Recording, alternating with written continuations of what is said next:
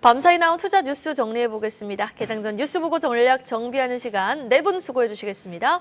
야천투자연구소 남인호 소장, LNS홀딩스 김선용 대표, 다키온뉴스 조우진 대표와 하이투자증권 스마트 PB센터 이권희 부장과 함께하겠습니다. 어서 오세요. 자, 러시아가 흑해 곡물 협정이 무효라고 전격 선언을 했습니다. 밤사이 나온 외신 기사부터 확인해 보죠. 지금 러시아의 발표 직후 밀 가격이 급등을 했고요. 전 세계 곡물 가격이 다시 좀 치솟을 가능성이 커진 상황입니다.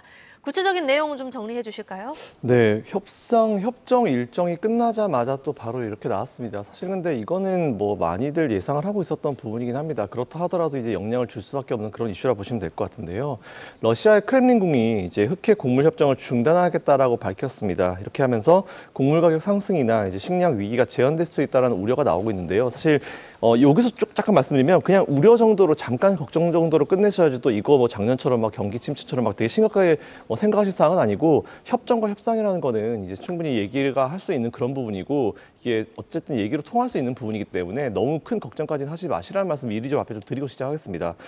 일단은 튀르키예 시간으로 자정부터 이제 흑해 곡물 협정 연장을 거부하겠다라고 밝혀왔는데 앞에서 말씀드린 대로 그동안 사실 이런 기미는 좀 있긴 있었습니다.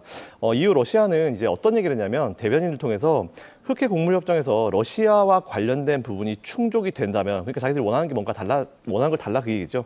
러시아는 즉각 협정의 실행으로 복귀하겠다라고 강조했는데 이거는 뭐 연장 재개도 가능하다라는 그런 얘기니까 일단 러시아가 원하는 게 어떤 건지 한번 들어보고 좀 딜이 필요할 것 같습니다. 그래서 일단 어떻게 진행되는지 좀 지켜보시면 좋을 것 같고요. 이게 만약 길어지면 길어질수록 개도국들의 식량 가격 상승이나 식량 부족 가능성은 충분히 있을 수 있습니다. 근데 이게 가능성이 1%가 있더라도 가능성이 있다라고 보통 언론들은 얘기하기 때문에 이게 당장은 엄청난 심각한 가능성이 나올 가능성이 높진 않고요. 어쨌든 이 협상 자체가 빨리 해결되게 되면은 이 이슈도 다시 수면 아래로 내려갈 수 있는 부분이고 또 그 협정 기간이 또 언제까지 하자라는 게 있을 거예요. 근데 그 기간이 지나고 나면은 또 비슷한 이슈가 나올 수 있기 때문에 이건 참고하셔가지고 투자해 보시면 좋을 것 같고 전체적인 투자 사이트를 우리가 망가뜨릴 만한 이슈는 아니다라는 부분 다시 한번 말씀드리겠습니다. 네, 알겠습니다. 전반적인 투심을 해칠 만한 이슈는 아니지만 그래도 계속해서 뉴스플로우는 확인을 해보셔야 될 것 같습니다. 전거래 시장은 미리 흑해 곡물 협정 무효 가능성에 한 표를 던지면서 곡물주와 사료주가 강하게 움직였죠. 폭우 때문에 농산물 피해도 심각한 상황에서 사료주, 곡물주들의 추가 상승 여력 어떻게 보시는지 또 관련주에는 구체적으로 어떤 종목들이 있는지 궁금합니다. 예, 일단 관련주들 뭐 다들 좀 많이 들으셨는데 이 재료가 사실 좀 오래된 재료죠. 오래된 재료고 그러다 보니까 뭐 예전에 초창기 때는 이제 전쟁이 처음 일어났을 때만 해도 뭐 한일 사료 같은 종목들이 급등하는 모습을 보였었는데 지금은 최근에는 미래생명자원이 조금 더 탄력이 강한 것으로 보이고요. 그러니까 사료 관련주가 가장 대표적인 이제 수혜주로 이제 뭐 분류가 되는데. 종목은 이렇게 정리를 해봤습니다. 한일사료, 뭐 미래생명자원, 그다음에 팜스토리, 대주산업, 고려산업, 이지바이오. 우리나라 사료 기업들이 이렇게 많이 상장돼 있다는 거를 또 한번 보시면 될 것 같고요. 또 비료 관련주들도 같이 또 움직이는데 남해화학이라든지 누보, 조비, 효성 OMB 이런 종목들이 좀 있고요. 곡물 관련주로는 한탑이나 대한제당 이런 종목들이 있는데 일단 지금 저는 이 종목들에게 접근하는 방법은 사실은 지금 단기적으로 이슈에 올라오면 그동안 좀 물려 있었던 분들은 좀 나오는 전략을 취하시는 게 맞다라고 생각을 하고 있고 신규로 접근하시더라도 트레이딩 영역으로 짧게 접근하시는 게 좋을 거라고 생각하고 있습니다. 이 부분은 아까도 말씀하신 것처럼 뭐 흑해 곡물 협정 이후에 여러 가지 이제 얘기가 나오지만 나토 회의가 얼마 전에 종료됐기 때문에 그거에 대한 어떻게 보면 하나의 러시아에서 한번 얘기를 하는 그런 정도로 생각하시면 되고 조만간에 대표님 말씀대로 어느 정도 좀 해결이 되는 방향 쪽으로 가지 않겠나 이렇게 생각하고 있습니다. 네, 알겠습니다. 김선용 대표님, 이권희 부장님 모두 어느 선에서는 이제 예전만치는 않게 어느 선이 돼서든 이제 곧 타결이 될 테니 일단 사료주와 곡물주는 일시적인 상승이라고 보시는 거죠, 그러면? 예, 일시적으로 상승이기 때문에 일단 뭐 이게 추세적으로 쭉 가기에는 좀 더 상황을 지켜봐야 될 거고요. 그렇게 되지는 않을 거라고 생각하고 있기 때문에 지금 이거 하시다가 예전에 사셨다가 조금 물려 계신 분들 나오시는 전략으로 좀 취하시는 게 좋을 것 같습니다. 네, 알겠습니다. 또 우리나라도 지난주부터 계속되고 있는 폭우에 농작물 피해가 큰 상황이죠. 비상 걸린 식탁 물가 확인해 보겠습니다. 일단 대통령실은 현재 수해 피해와 관련 사후 조치를 좀 해나가겠다라고 밝힌 상황입니다. 그렇죠? 네, 맞습니다. 대통령실은 어제 이제 수해와 관련해서 이제 추가 피해를 예방하고 구조 활동을 철저히 한 다음에 피해 보상 등 사후 조치를 할 것이다라고 밝혔습니다. 일단은 수해 관련 정부의 입장은 아직 폭우를 동반한 그 장마가 그치지 않아서 추가 피해가 없도록 하는 게 우선이다라는 그런 얘기를 했고요. 그 뭐 중간에 발생한 구조 활동에 대해서도 좀 철저하게 해라라고 이렇게 얘기를 하고 있습니다. 보통 이런 사고가 나면 항상 나오는 단어가 있는데 천재지변이라는 단어가 있습니다. 하지만 사실 이번에 큰 피해를 냈던 여러 가지 이슈 중에 이제 굳이 천재지변이라고 말하기 애매한 그 인명사고까지 이어지지 않게 할 수 있었던 부분도 분명히 있었던 거거든요. 일단 사실 이 부분은 너무너무 아쉬운 부분인데 앞으로는 이런 부분이 없어야 될 것 같고요. 이렇기 때문에 이제 윤석열 대통령 역시 자연재해에 대해서 이제 천재지변이 어쩔 수 없다라는 인식을 가져서는 안 된다라고 얘기를 했습니다. 뭐 최선을 다하고 예방책과 수습책을 마련해야 된다라고 얘기를 했는데 사실 수해가 나면서 이렇게 인명사고도 굉장히 많이 나지만 문제가 뭐냐면은 이게 식탁 물가가 올라 버립니다. 뭐 식량의 인플레이션이 뭐 계속 만성으로 이어지냐 이런 기사도 나왔는데 일단 신선식품의 산지가 거의 뭐 초토화됐죠. 비가 너무 많이 오니까 이게 문제가 뭐냐면은 이제 폭우 때문에 이제 제일 영향을 많이 받는 게 엽채류 그리고 이제 곧 지금 막 이제 나오고 있는 첨가물인데 여름에 여러분들 과일 많이 드시지 않습니까? 근데 이거 자체가 거의 출하가 올스탑되고 있는 상황이기 때문에 과일 좋아하시는 분들은 올해 여름에는 과일 가격이 굉장히 좀 많이 올라가지 않을까라는 그런 생각을 하고 있습니다. 뭐 채소 같은 것도 마찬가지인 것 같고요. 이게 어쨌든 정말 총체적 난국인 것 같은데 폭우 같은 경우는 사실 이건 진짜 어떻게 인력을 할 수 없는 부분이기 때문에 일단 피해를 최소화하는 방향을 좀 빨리 마련을 하고 피해가 있는 부분에 대해서 빨리 이제 재난 지역을 선포하면서 좀 처리를 해나가야 되지 않을까 싶습니다. 어쨌든 관련주라고 말씀드리기 참 어려운 문제긴 합니다. 그렇다 하더라도 이런 이슈가 있다는 정도로 체크하시면 될 것 같습니다. 네, 알겠습니다. 기록적 폭우에 관련 종목들이 또 테마로 묶여서 반응을 보이고 있는 상황입니다. 테마성 종목뿐 아니라 이러한 소식에 좀 부장님이 주목하고 계시는 업종이 있을지 궁금하거든요. 지금 이제 뭐 수해 상황이 워낙 지금 급박하고 최근에 보면 산사태가 특히 좀 많이 일어나고 있죠. 비가 이제 계속 많이 오다 보니까 산사태는 제가 겪어봐서 아는데 굉장히 이게 무서운 그럼요. 겁니다. 예, 무섭기 때문에 저도 집채만한 바위가 제 키보다 큰 바위가 굴러내려온 걸 한번 겪어봤는데 일어나면 안 되는 일이죠. 예, 이런 걸 보면 저도 이제 이게 뭐 군에서 경험을 했지만 이런 부분들 치우려면 이게 굉장히 오래 걸립니다. 복구를 하려면. 근데 이 과정에서 사실은 수해 복구하게 되면 이제 토사도 치워야 되고 그다음에 이제 여러 쓸려 내려온 나무라든지 이런 쓰레기까지 다 치워야 되기 때문에 이런 부분들 때문에 지금 보면 폐기물 처리 관련된 종목들이 가장 먼저 수혜를 볼 가능성이 높고요. 기업 입장에서는. 그래서 인선 ENT라든지 뭐 코엔텍, 뭐 KG ETS 정도로 보시면 될 것 같고요. 지금 이제 상하수도라든지 이런 것들 이제 망가져서 이제 안 좋아질 수 있기 때문에 이런 부분들 복구하려면 이제 관들이 필요하죠. 그래서 한국주철관, 뭐 뉴보텍 이런 종목들이 포함되어 있고 제일 중요한 게 아마 이 부분일 겁니다. 토목일 텐데 일단 산사태가 일어나거나 도로가 유실되거나 할 때 보면 빨리 가서 긴급적으로 복구를 해야 되는데 그때 토목회사들이 주로 이제 많이 이런 것들을 합니다. 그래서 특수건설, 뭐 이화공영, 자연구환경 이런 종목들 어제부터 좀 움직이는 모습이 좀 나왔고요. 그 외에도 아까 이제 농작물 피해도 굉장히 심각하죠. 그래서 지금 보면 뭐 어떤 지역은 아예 충청도 지역은 비가 완전히 그냥 뭐 농작물이 다 그냥 잠기는 정도까지 갔는데 뭐 이래서 보면 나중에 이제 뭐 농약이라든지 비료, 병충해 같은 걸 예방을 해야 되기 때문에 농약이랑 비료 관련 종목들이 또 한번 뭐 주목을 받을 수 있습니다. 그래서 조비, 남해화학, 뭐 경농, 파루, 성보화학 정도가 있고요. 그러고 나면 또 이제 뭘 해야 되냐면 이제 망가진 논이나 밭을 다시 이제 어떻게 복구를 하려면 농기계를 좀 많이 써야 되겠죠. 그래서 대동, 뭐 TYM, 아시아텍 정도가 있고요. 또 하나는 지금 침수 차량들도 굉장히 많이 늘어나고 있습니다. 지금 중청권으로 해서 많이 일어나고 있는데 관련해서 렌트카 회사들이 이제 수혜를 받을 가능성이 높다라고 보고 있고요. 그래서 SK 렌터카, 그다음에 롯데 렌탈 정도 보시면 될 것 같습니다. 네, 알겠습니다. 수해 복구 관련주 세부적으로 테마로 더 자세하게 나눠서 한번 관련 종목들 확인해봤고요. 이어서 밤사이 2% 넘게 급등했던 또 필라델피아 반도체 지수, 반도체 이야기로 넘어가 보겠습니다. 최근 반도체 트렌드 하면은 뭐 PCB 기판, HBM 고성능 디램, 전공정 장비, 후공정 장비 쪽을 한번 꼽아볼 수 있겠는데요. 그 중심에는 또 GAA, 게이트 올 어라운드라는 부분이 있습니다. 어제 반도체 장비주들 모두 불기등을 뽑아내며 랠리를 이어갔는데 하반기 업황 턴어라운드 기대가 계속되고 있는 거죠? 예, 그렇게 봐야 될 것 같습니다. 어제 사실 시장이 그리 좋지 않았죠. 10포인트 가까운 하락을 보였음에도 불구하고 방금 소개해 주신 반도체 장비주들 급등세 보였습니다. 주성 엔지니어링의 13% 급등을 필두해서 많은 회사들이 3% 이상의 좋은 상승률을 보이는데요. 저는 크게 두 가지로 그 이유를 꼽고 있습니다. 여러분, 최근에 외국인 투자가들이 집중적으로 매수하는 기업 어디인 줄 아시죠? 삼성전자입니다. 그런데 삼성전자가 지금 실적이 좋아서 사는 게 아니죠. 3분기까지는 실적이 크게 좋아지지 않을 겁니다. 그러나 3분기부터 올 하반기 그리고 내년에는 실적이 매우 좋아질 걸로 기대를 하는 거죠. 자, 삼성전자가 실적이 좋아진다는 얘기는 뭡니까? 삼성전자로부터 장비라든가 부품 등을 공급하는 기업들은 실적이 좋아질 수밖에 없는 겁니다. 최근 들어서 여러분 2차 전지에서 주목해야 될 점이 있는데요. 2차 전지가 지금 대세 상승 보이고 있지 않습니까? 그런데 LG 에너지 솔루션하고 에코프로하고 어느 게 더 탄력적으로 어느 게 더 강하게 올라갑니까?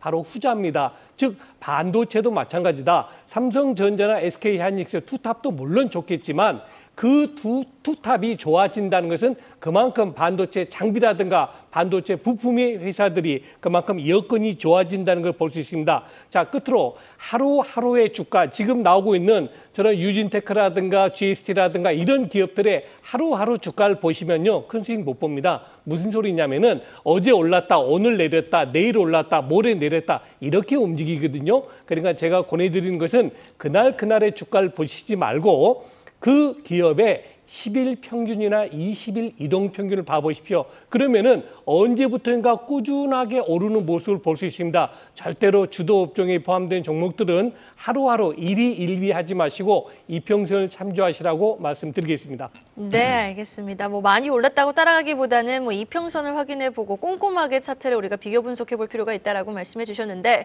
이건희 부장님, 반도체 장비주 가운데 아직 여전히 저평가되어 있다라고 보시는 종목 하나 꼽아주신다면요. 저평가되어 있다라고 판단하기 좀 다들 좀 어려울 것 같고요. 네. 다들 좀 선반영이 좀 많이 되고 있는 상황이다. 근데 이제 특징을 좀 말씀드리면 시장이 그동안은 HBM이라든지 AI 반도체 중심으로 좀 움직이다가 이제는 반도체 전반으로 지금 확산되고 있는 분위기고요. 그게 이제 결국에는 시장 정보업체 트랜스포스가 얘기했던 D램과 랜드 플래시 등 메모리 반도체 가격 하락폭이 완화됐다라고 코멘트를 하면서 이제 전통적인 D램과 랜드 플래시 관련된 기업들도 지금 다시 한번 좀 주목을 받고 있다라고 보시면 되고요. 그리고 이제 4분기부터는 뭐 회복 가능성이 높다라고 얘기하면서 지금 어제 보면 주성 엔지니어링, 테스, PSK 같이 직접적으로 AI 반도체와 관련이 이렇게 크지 않은 회사들도 많이 올랐고요. 물론 테스는 좀 관련이 있습니다. 그 외에 이제 전반으로 좀 확산되고 있는데 여전히 이제 중심에는 저는 아직도 HBM이 좀 있다라고 보고 있고요. 그 외에서 그래서 여전히 대장으로 보셔야 되는 거는 현재 한미 반도체를 가장 대장으로 보시면서 접근을 하셔야 되고 이 종목의 조정이 나오면 사실은 조금 더 주가는 좀 눌릴 가능성이 있다라고 보시면 될 것 같고 이스페타시도 마찬가지고요. 오히려 지금 바닥에서 올라온 테스가 조금은 좀 저평가되어 있다라고 판단이 되고 그다음에 제우스도 고점 부근에 있지만 여전히 좀 관심을 좀 가지실 필요가 있다라고 생각하고 있습니다. 지금 장비주들 워낙 많고 그래서 이것들을 뭐 어떻게 접근해야 되냐 뭐 이렇게 얘기하시겠지만 여전히 지금 반도체는 하반기에 가장 핵심일 것 같고요. 이게 최근에 급등을 했지만 조정이 나오면 언제든지 또 한번 재차 상승 가능하기 때문에 여전히 관심권에 두고 대응을 하셔야 될 것 같습니다. 그러면은 코스닥에서 2차 전지 소재주에서 반도체 장비주로 바통 터치가 이어질 거다라고 보시는 겁니까? 아니면 같이 좀 조금씩 시소 현상이 극단적으로 이렇게 나누시면 안 되고요. 항상 2차 전지, 그다음에 반도체, 자동차 이게 세 개가 지금 돌아가면서 가고 있고 지금 조선주까지도 지금 올라오고 있기 때문에 지금 주도 섹터는 이 4개 정도, 그다음에 번외 섹터로 지금 따라가기 힘든 엔터주가 있다라고 생각하시면 될 것 같습니다. 정리가 딱 됩니다. 알겠습니다.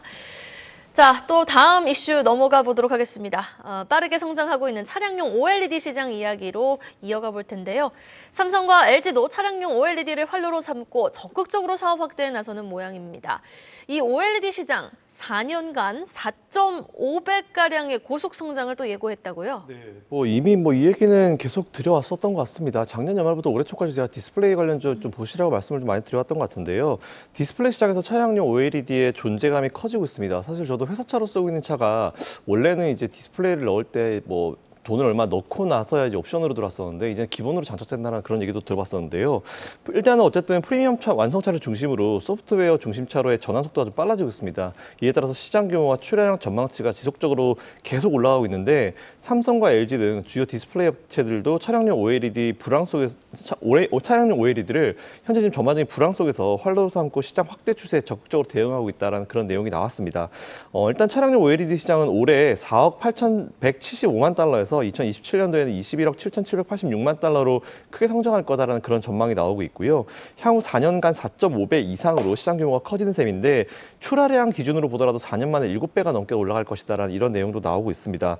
사실 근데 위에 예상을 낸 시장 조사 업체가 기존의 보고서에는 이 정도까지는 안 올렸었거든요. 근데 이게 뭔가 최근에 돌아가는 흐름을 좀 보니까 이게 좀 뭔가 심상치 않다 싶어가지고 기존 보고서보다 전망치를 훨씬 더 올려잡았다라는 부분 체크해 보시면 좋을 것 같습니다. 근데 제가 봤을 때는 다음 보고서는 이거보다 전망치를 더 올려잡을 수도 있을 것 같고요. 앞으로 더 자동차는 이제 단순한 이동 수단을 넘어서고 있습니다. 이미 넘어서고 있고 컨텐츠를 즐기는 공간으로 이제 진화할 거기 때문에 앞으로 이 차량용 OLED의 어떤 그 관심은 좀 더 증가할 것으로 예상되고 있습니다. 사실 OLED 같은 경우는 이제 LCD와 비교했을 때 저전력, 고화질 그리고 이제 가벼운 무게라는 장점이 있고요. 전기차 전환으로 지금 넘어가고 있는 시대에 정말 필수 요건이다라는 부분도 체크해 보시면 좋을 것 같습니다. 일단 LCD 기반의 차량용 디스플레이 같은 경우는 중국 비중이 크죠. 근데 사실 뭐 삼성도 이미 LCD 내려놨고 다 내려놨는데 국내 업체들이 사실상 이제 시장을 OLED는 장악을 하고 있습니다. 작년 차량용 OLED 시장 점유율을 보니까 LG 디스플레이가 50%고요. 삼성 디스플레이가 42.7%, 그리고 중국의 BOE가 7.3% 수준인데 일단 차량용 OLED 시장 같은 경우는 잘 아시겠지만 뭐 진동도 굉장히 많습니다. 그래서 이거에 따라서 굉장히 좀 강해야 되고요. 그리고 큰 폭의 온도 변화에도 강해야 되고 먼지를 이겨낼 수 있는 내구성을 갖춰야 되기 때문에 중국 디스플레이 업체들의 어떤 저가 정책이 먹히지 않는 분야가 이쪽 분야입니다. 이에 따라서 우리나라 기업들의 압도적인 어떤 점유율은 앞으로 계속 증가할 수 있을 것 같고요. 중국 경쟁사와 이제 국내 디스플레이 업체들의 차량용 OLED 기술은 최소입니다. 최소 2년 이상 기술 격차가 벌어져 있다는 그런 부분이 나왔는데 제가 봤을 때 이것도 좀 더 될 것 같고요.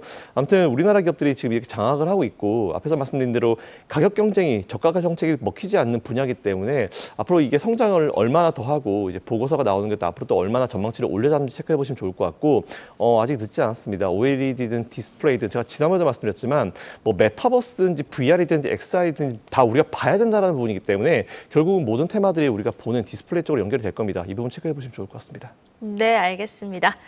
이어서 공시 하나 체크해보죠. 효성 TNC 최대 주주가 소유하고 있었던 주식 5,776주가 또 더 증가됐다라는 공시가 나왔는데 투자자분들이 주목할 포인트 어디에 있을까요?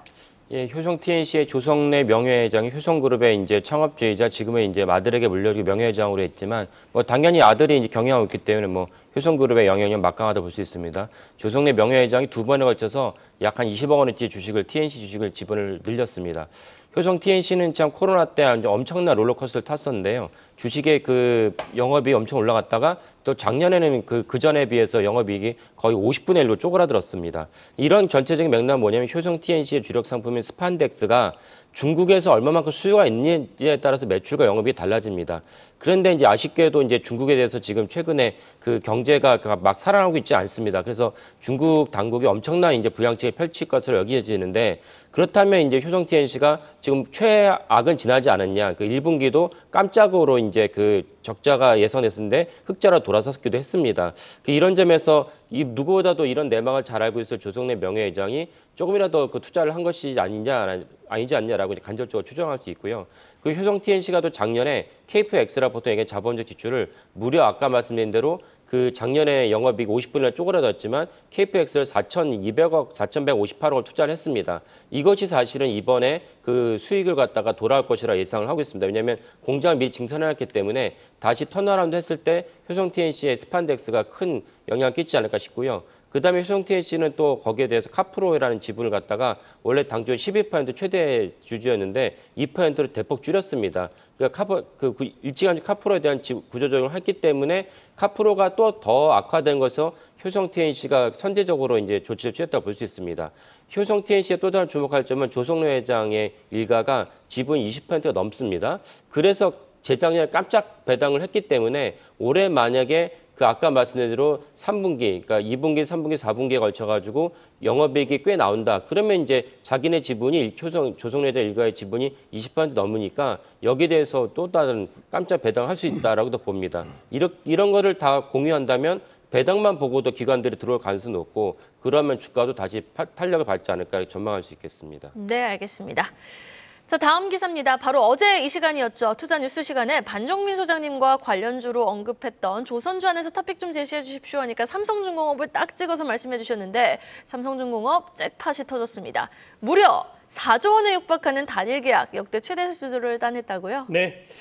최근에 4,000원부터 시작해서 이제 8,000원을 돌파한 삼성중공업의 상승 이유가 나왔습니다. 어제 발표가 됐죠. 대만산업부에서 16척의 그런 메탄올 추진선을 수주받았습니다. 금액은 4조 원이고요. 대당 한 2,500억 드는데요. 16,000 TEU랍니다. 지금 삼성중공업의 실적이 나오는데요. 꾸준하게 해마다 10에서 20%씩 증가하는 추세 보이고 있습니다. 여러분, TEU가 뭐냐면요. 20풋, 그러니까 20걸음을 갈 수 있는 그런 단위입니다. 이거 16,000개 실으면 뭐 축구장, 웬만한 축구장 서너 개 정도 되는 큰 그겁니다. 자, 이번에 수주한 4조 원이 작년 동기 대비해서 약 70% 수주합니다. 앞으로 조선업에 대한 꾸준한 관심 필요하고요. 저는 여러분 포트폴리오의 10%는 조선업을 넣으시라고 말씀드리겠습니다. 포트 안에 10% 비중의 조선주는 꼭 실어가자라고 강조해 주셨습니다. 마지막으로 공시 하나 더 체크해보고 마무리해보죠. 신한은행그룹이 루트로닉의 지분 5%가량을 매수했다라고 공시했습니다. 유망하니까 다 맞겠죠? 예, 유명한 게 담았을 텐데, 근데 가장 큰 관건은 뭐 많이 아시다시피 한행컴퍼니에서, 한행컴퍼니 우리나라 굴지의 사모펀드인데, 한행컴퍼니가 루트로닉에 대해서 자진 상장 폐지를 목표로 해가지고 1차 공개 매수를 했고, 그 다음에 또 2차 공개 매수를 실시하겠다고 발표를 했습니다. 발표했는데, 같은 날 이제 신한그룹이 우리가 5% 갖고 있어라고 공시를 했습니다. 근데 매수 단가를 보면은 한행컴퍼니가 이제 공개 매수 단가로 제시한 36,700원과 별로 차이 나지 않은 신한그룹의 매수 단가 36,148원과 36,198원입니다.